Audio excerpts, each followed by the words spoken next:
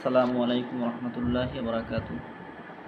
আজকে অতি বারাক্রান্ত মন নিয়ে আপনাদের সামনে কয়েকটি কথা বলতে চাই। বিশেষ করে চট্টগ্রামের ফেনী, নোয়াখালী, ব্রাহ্মণবাড়িয়া বিভিন্ন অঞ্চলে দক্ষিণবঙ্গে আমাদের সীমান্তের কাছাকাছি ভারতের যে সীমান্তগুলো রয়েছে সেই কাছাকাছি খুবই বাংলাদেশের যে কিছু জেলা রয়েছে, বিশেষ করে ফেনীর অবস্থা খুবই ভয়াবহ।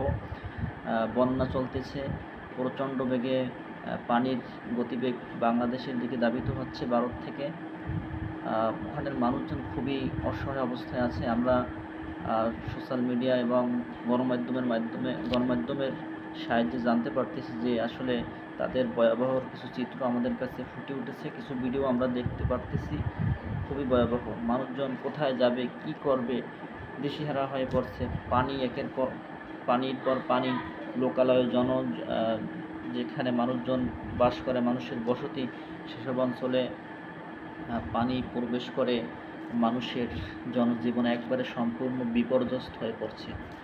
খুবই অবস্থা করুণ। আমি আসলে বরিশালে আমাদের বাড়ি। আমাদের এখান থেকে আসলে মন চায় ওখানে ছুটে যেতে, কিন্তু পারতেছি না, মনটা ধরে রাখতে পারতেছি না। আমাদের দোয়া করা ছাড়া এই মুহূর্তে কিছুই করার নাই।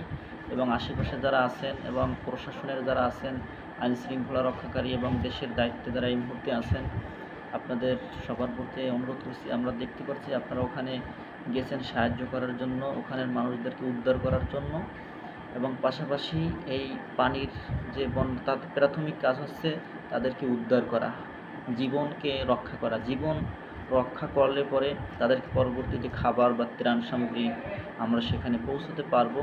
কিন্তু আমাদের সর্বাগ্রে যে কাজ সেটা হচ্ছে মানুষের যে জীবন রক্ষা করা, জীবনের নিশ্চয়তাটা এই মুহূর্তে প্রদান করা। বিভিন্ন জায়গায় দেখছি ঘরবাড়ি পানির স্রোতে উপড়ে নিয়ে যাইতেছে। তো আসলে খুবই ভয়াবহ, খুবই মর্মান্তিক। যেই দৃশ্যগুলো আমরা আসলে স্বাভাবিকভাবে যখন দেখি, একটা বাচ্চার অবস্থা দেখলাম যে খুবই পানির মধ্যে নিমজ্জিত অবস্থায় একবারে মায়াবী নজর দিয়ে তাকিয়ে রয়েছে। ওই ছবিগুলো দেখে আসলে আমাদের স্থির থাকার কোনো সুযোগ নেই।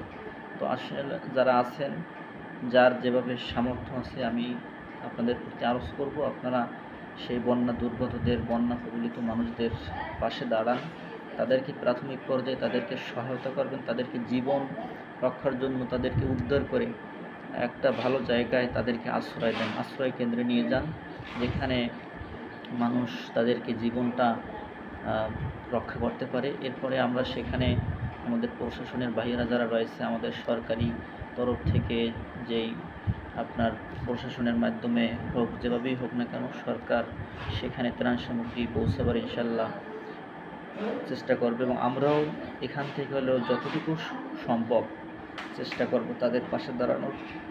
আসলে তাদের সেই করুণ দৃশ্য দেখে আমাদের খুবই খারাপ লাগতেছে। মহান আল্লাহ তাআলা তাদেরকে সেভ করুক। মহান আল্লাহ তাআলা উত্তম হেফাজতকারী। আল্লাহ তাআলার কাছে প্রার্থনা করি, দোয়া করি, আল্লাহ তাআলা সেই কুমিল্লা, ফেনী, লক্ষ্মীপুর, চট্টগ্রামের ওই অঞ্চলে যারা আছে সকল মানুষকে যেন বন্যা থেকে রক্ষা করে, তাদেরকে যেন হেফাজত করেন। সকলে দোয়া করুন। আসসালামু আলাইকুম।